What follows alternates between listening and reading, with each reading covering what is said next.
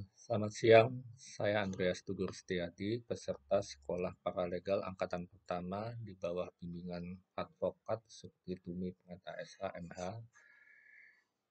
Saya hendak menyampaikan tugas pertemuan ke-6 sesi kedua tentang paralegal gugatan sederhana prestasi. Sebagai pendahulunya bahwa gugatan sederhana termasuk dalam kewenangan atau ruang lingkup dalam peradilan umum dan tidak semua perkara dapat diselesaikan dengan gugatan sederhana. Kriteria perkara yang dapat diselesaikan dengan mekanisme gugatan sederhana diatur dalam Pasal 3 dan Pasal 4 Perma nomor 2 tahun 2015 sebagaimana diubah dengan Perma nomor 4 tahun 2019 adalah A.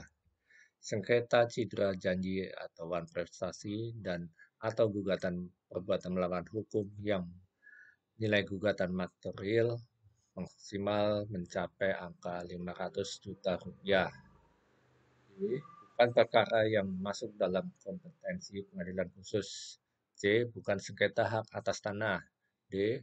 Penggugat dan tergugat masing-masing tidak lebih dari satu kecuali memiliki kepentingan hukum yang sama. E. Tempat tinggal tergugat harus diketahui, kemudian yang F-nya, penggugat dan tergugat harus berdomisili di daerah hukum pengadilan yang sama. G. Dalam hal penggugat berada di luar wilayah hukum tempat tinggal tergugat atau domisili tergugat. Penggugat dalam mengajukan gugatan menunjuk kuasa insidentil atau wakil yang beralamat di wilayah hukum tergugat. H. Para pihak wajib menghadiri secara langsung setiap persidangan. Mengenai syarat nilai gugatan sebelumnya dalam Perma nomor 2 tahun 2015 terbatas pada nilai sebesar 200 juta rupiah. Kemudian nilai gugatan tersebut kemudian mengalami perubahan sebagaimana dalam Pasal 1 Angka 1 Perma nomor 4 tahun 2019 yang menaikkan nilai gugatan material menjadi sebesar 500 juta rupiah. Pada awalnya, gugatan sederhana diajukan ke Pengadilan Negeri tempat domisili tergugat. Namun, Mahkamah Agung telah melakukan perubahan pengaturannya sebagaimana dalam Pasal 4 Ayat 3A Perma nomor 4 tahun 2019 yang menyebutkan bahwa dalam hal penggugat berada di luar wilayah hukum tempat tinggal atau domisili tergugat. Penggugat dalam mengajukan gugatan menunjuk kuasa insidentil atau wakil yang beralamat di wilayah hukum atau domisili tergugat dengan surat tugas dari institusi. Dari pengaturan tersebut memberi makna bahwa meski penggugat berada di luar wilayah hukum tempat tinggal tergugat, namun penggugat dapat mengajukan gugatan dengan menunjuk kuasa yang berada di wilayah hukum yang sama dengan tergugat. Selain itu, pemanggilan para pihak dapat dilakukan secara elektronik bernama e-summons, di mana panggilan kepada penggugat ditujukan kepada alamat email yang telah dicantumkan pada saat pendaftaran gugatan. Dengan adanya ketentuan dan pemanggilan secara elektronik tersebut, maka masyarakat pencari keadilan dapat mengajukan gugatan tanpa harus terjanggal mengenai persyaratan domisili. Dalam proses penyelesaian gugatan sederhana, diatur pula bahwa pemeriksaan gugatan sederhana dilakukan oleh hakim tunggal dengan waktu penyelesaian sebanyak 25 hari kerja. Pemeriksaan dengan hakim tunggal dengan tujuan pemeriksaan gugatan sederhana dapat berjalan dengan cepat mengingat waktunya terbatas, hanya 25 hari, 25 hari kerja. Kemudian perkara tersebut harus sudah diputus dan permasalahannya tidak terlalu rumit dan nilai nominal yang tidak terlalu besar. Jika dalam hal ada perbedaan pendapat, maka putusan ditunda untuk dibacakan kembali oleh semua anggota majelis hakim. Dan apabila jika telah berkali-kali musyawarah tetapi tetap terjadi perbedaan pendapat, maka putusan disepakati oleh semua anggota dengan mencatat pendapat yang berbeda dan diserahkan kepada Ketua Mahkamah Agung atau Ketua Pengadilan sebagai dokumen. Sebaliknya, jika dalam hal ini menggunakan hakim tunggal, maka perbedaan pendapat ini tidak akan terjadi dikarenakan hanya satu orang yang memutus gugatan tersebut. Adapun tahapan-tahapan penyelesaian perkara gugatan sederhana antara lain yaitu A. Pendaftaran, B. Pemeriksaan kelengkapan gugatan sederhana, C. Penetapan hakim dan penunjukan panitera pengganti, D. Pemeriksaan pendahuluan, E. Penetapan hari sidang.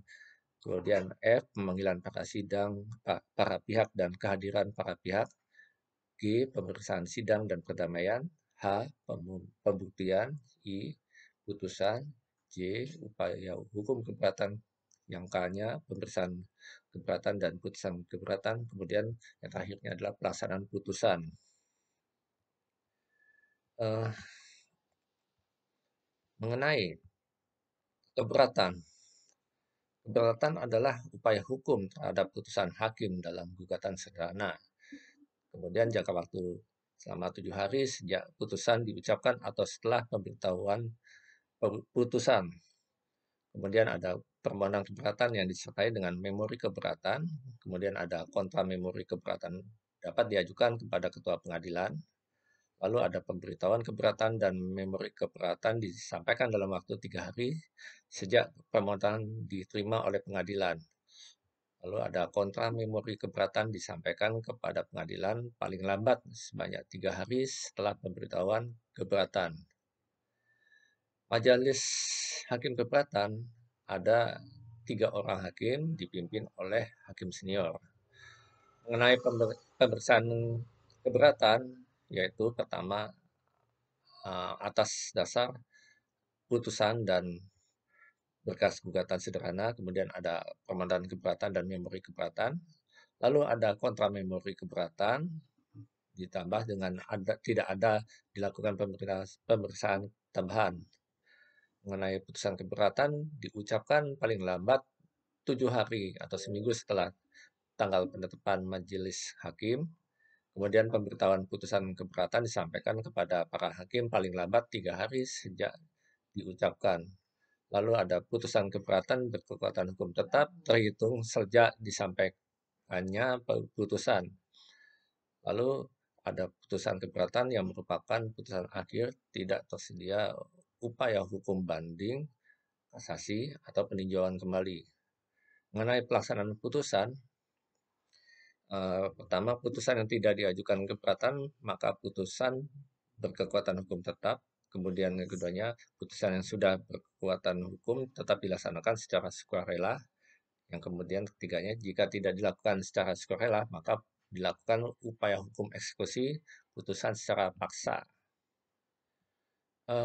Fungsi paralegal dalam pemeriksaan keberatan gugatan sederhana di pengadilan negeri ini yaitu pertama, pendampingan dan konsultasi berupa paralegal dapat memberikan konsultasi dan pendampingan kepada pihak yang mengajukan atau menanggapi keberatan. Kemudian membantu pihak-pihak tersebut memahami proses hukum, hak-hak mereka, dan kewajiban yang harus dipenuhi dalam gugatan sederhana. Yang keduanya adalah penyusunan dokumen berupa paralegal berperan dalam membantu penyusunan dokumen hukum yang diperlukan dalam pemeriksaan keberatan gugatan sederhana. Kemudian memastikan bahwa dokumen-dokumen tersebut disusun dengan tepat dan sesuai dengan peraturan yang berlaku. Yang berikutnya adalah penelusuran hukum. Paralegal melakukan penelitian hukum untuk mendukung argumen yang diajukan dalam keberatan atau jawaban atas keberatan. Kemudian mencari preseden hukum, undang-undang, dan peraturan yang relevan yang dapat memperkuat posisi klien.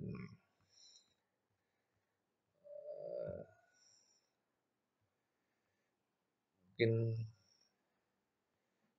sebagai tambahan,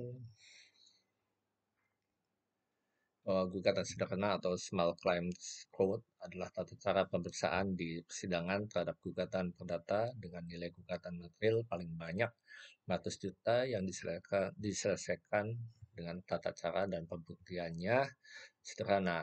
Untuk membedakan gugatan sederhana dengan gugatan pada umumnya adalah nilai kerugian material yang lebih khusus ditentukan pada gugatan sederhana, yakni maksimal sebesar 500 juta rupiah. Sedangkan pada gugatan pada perkara perdata biasa, nilai kerugian material tidak dibatasi besarnya.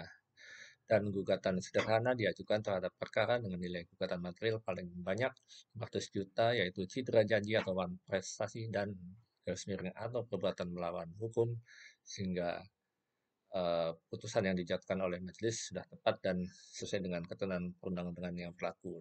Dan terima kasih.